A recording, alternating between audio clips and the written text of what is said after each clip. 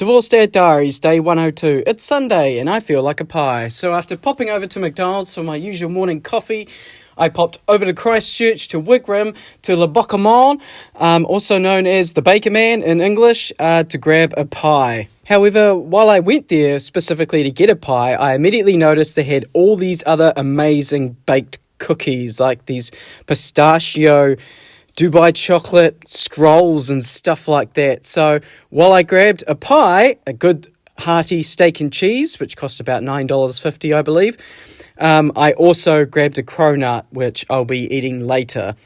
But I immediately stuck into the pie as soon as I got back into the car. And one of the first things that I noticed was that it had cheese on top of the pie. Not just cheese in the pie, but cheese on top, which of course caramelizes and really improves the flavour, and I thought that was delicious and a great idea. So the pastry was immediate, like 10 out of 10 for me.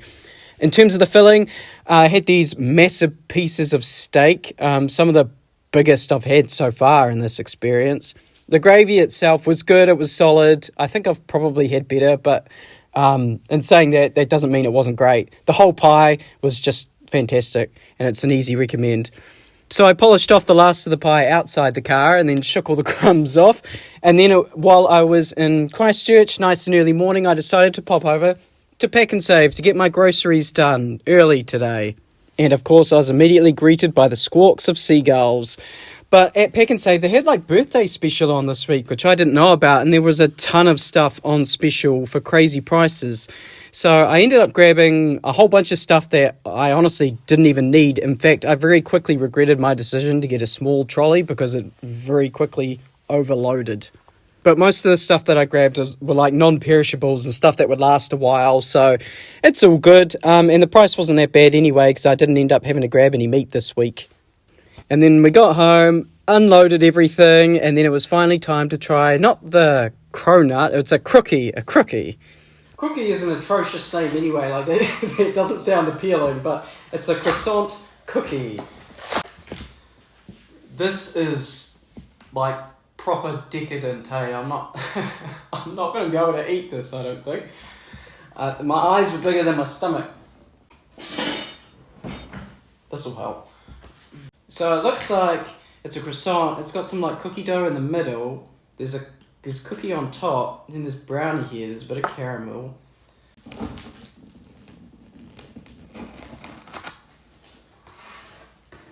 Oh my god, there's chocolate in the middle too.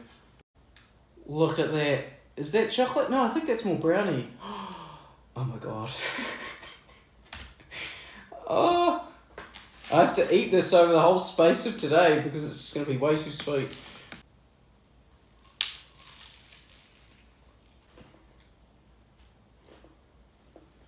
Oh my god. The butter and the crunchiness of the croissant put against the softness of the brownie, the sweetness of the cookie dough. There's a little bit of bitterness coming from somewhere. That'll be the chocolate. This is actually so much better than I thought it was going to be. I thought it was just going to be a wall of sweetness. I believe this was about $10. So it's a bit more than I'd usually spend on a sweet. But like I said, there's so much of it that I'll probably just be able to like wrap it up and have some for dessert after dinner too. Oh, that brownie's good too. So I figured out how to reconstruct the box I just deconstructed, but the sweets don't end there because it's Sunday, kids are coming back tomorrow, so let's do some baking, or in this case, no baking, because I decided to make lolly cake, which, you know, you don't have to cook. So got all the ingredients out, measured them all out, but I soon ran into an issue with the malt biscuits. You see, I don't have a rolling pin. You know, normally I'd just like chuck them in like a Ziploc bag and then just give them a bash, but I don't even have any Ziploc bags either. So I thought, you know, I've got tools, I've got things I can bash stuff with, so, you know, hammer, that might do the trick, eh? But then I needed to put it in like a bag or something, and I thought, wow, I still have that bag from last night, the arigato bag. So chucked it in that, and then taped it up so that the crumbs wouldn't come out the top, and just started giving it the absolute bash. It was great. It was good. It was a good way to get a bit of stress out, you know, smashing all them cookies. And after whacking them for a little while, I had a bit of a mixed texture crumb. But that just wasn't gonna cut it. So, out came the sieve. Decided that I can sieve out the finer crumbs and leave the bigger crumbs, and then just, of course, throw the bigger crumbs back into the bag, go through cycle number 2, and then I checked it, and, there was still some big crumbs, but it was good enough. Good enough for me anyway. Then it was on to the lollies. Now, I wasn't sure how to handle them. The recipe said to chop them into thirds, which seemed a bit too far, so I thought, I'll just chop them into halves. Halves will do. But as you can imagine, chopping lollies one by one in half got pretty boring pretty quickly, and I wish I'd grabbed a better knife. I don't know why I grabbed the boning knife. But so naturally I turned it into a bit of a game. So, gotta throw the lollies into the bowl, and that was easy enough. So then stood further away and threw them in. Tried a left-handed shot. Didn't quite go as well as I'd hoped. And then, of course, I was thinking about doing an over-the-shoulder shot, but I wasn't really sure how to do it, but I just kind of lobbed it, and it landed in, so, skills, I guess. And then came the worst part of the recipe. The worst part because it says to use half a can of, what do you call that stuff? Sweetened condensed milk? But, cans come in different sizes, bro. This recipe was written by a dingus. But I just hoped that it was the right size can, as assumed, and put half in along with the butter. And then you just mix it all together. But as I was mixing, I kind of realised that maybe I used too many lollies. I didn't quite have enough structure, and no amount of mixing was going to fix it.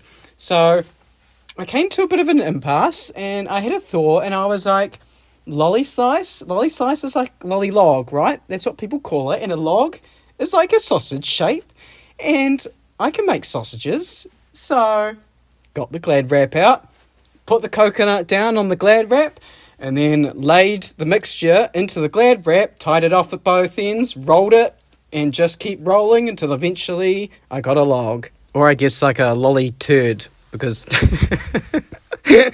oh, the kids will love it if I call it that. Lolly turd. This is solid. You can do some damage with this. The real question is, can I actually slice it? Because I was hoping to put this in their lunch boxes this week. So we'll see what the structural integrity of it is like. I think a bread knife is in order. Let's lop off this uneven bit at the end. Oh yeah, I could get these are going to be like little lunchbox slices, which would be perfect. Alright, see, this will go perfectly with their 1/3 of roll up. Alright, let's try this one.